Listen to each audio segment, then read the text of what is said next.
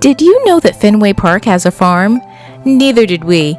Join us as we uncover this and other hidden gems as we share highlights of the Fenway Park Tour. More on that farm in a moment. First, let's start with the basics. Fenway Park is open year-round for tours. Generally, the tours run on the hour from 9 a.m. to 5 p.m. and take place rain or shine. The timing of the tours will vary based on the season and whether or not it's a game day. You can purchase your tickets on the Fenway website up to 30 days in advance of your visit.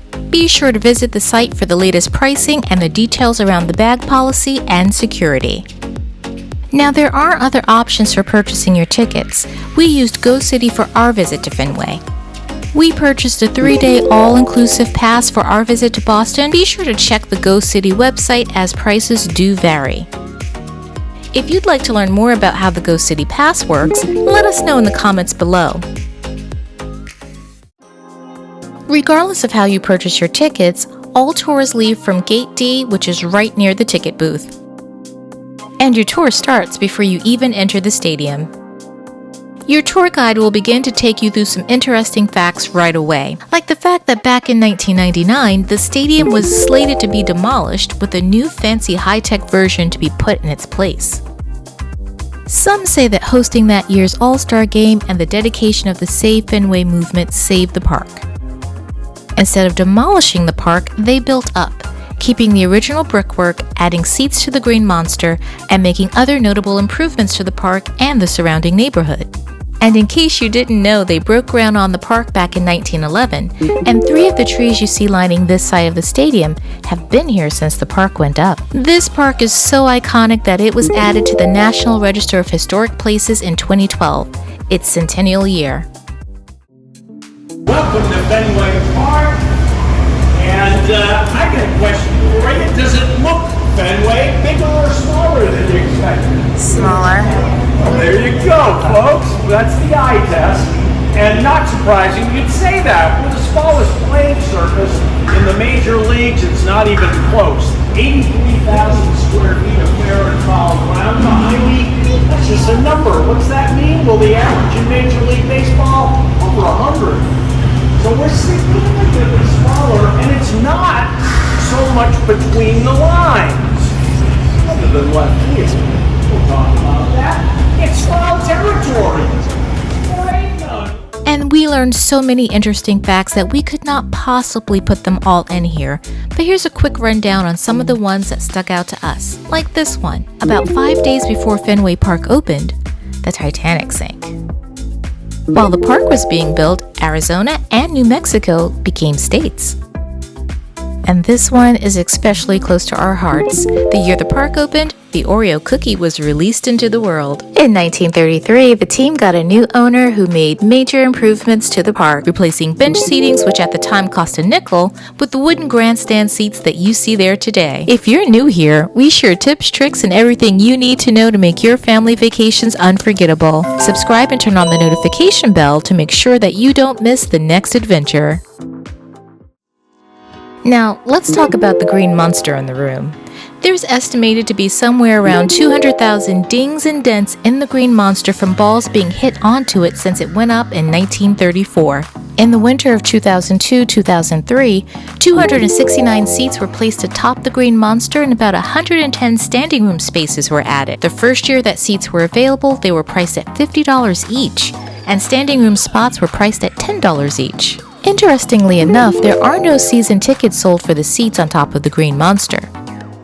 The seats are demand priced, meaning that they do fluctuate. As you can imagine, the price is heavily dependent on which team has come to town for a visit. Now let's get back to that farm I mentioned at the top of the video.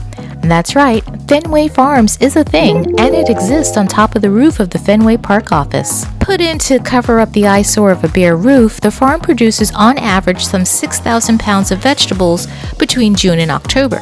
The veggies are all organically grown, and about 2/3 of what's produced is used in the restaurants and concession stands around the park. And when the team is traveling, the other 1/3 of what's produced is donated to a local food bank.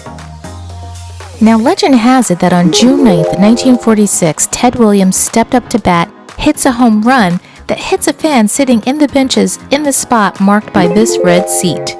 According to the story, Ted Williams hit the longest home run at Fenway, 502 feet into the stands, hitting Joseph Boucher at the top of his head, breaking his straw hat and knocking him out. And as our tour guide said, these are the best seats that money cannot buy. Another highlight of the tour was the press box. We took a quick walk through the press box as an alternative to going onto the field since it was a game day. First, we walked past the print media space, followed by the broadcast booths. And these are the broadcast booths. There are restrooms back here. I say that as though this should be a surprise. But the hallways are lined with amazing photos. It's really cool to get a look at the back side or the behind the scenes.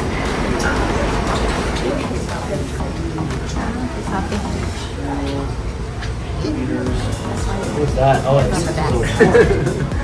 Look at them. 18 on the last one. Oh, there he is again. Good puppy. Yeah. And we are going right back out. Well, the last article we saw on the wall. The scoreboard in the Green Monster Wall is the largest and oldest manually operated scoreboard in the Major League. That's where the door into the crawl space is. There's only one way in, one way out. It is a crawl space. I'm a little guy. I can just about stand up in there. If you're any taller than me, you're going to be scooched over all game. It's going to be warm in there. No heat, no air conditioning. Dirt floor. There's critters running around in there at night. But it is one of the most coveted part-time jobs in the city. There's 3 people that work in there, and they have 3 different roles. One operates the Fenway Park game score, another the American League out-of-town scores, and those are both done from behind the scoreboard. What you see from out here are tiles. They're tin and hand-painted, old school, slid in and out of those slots.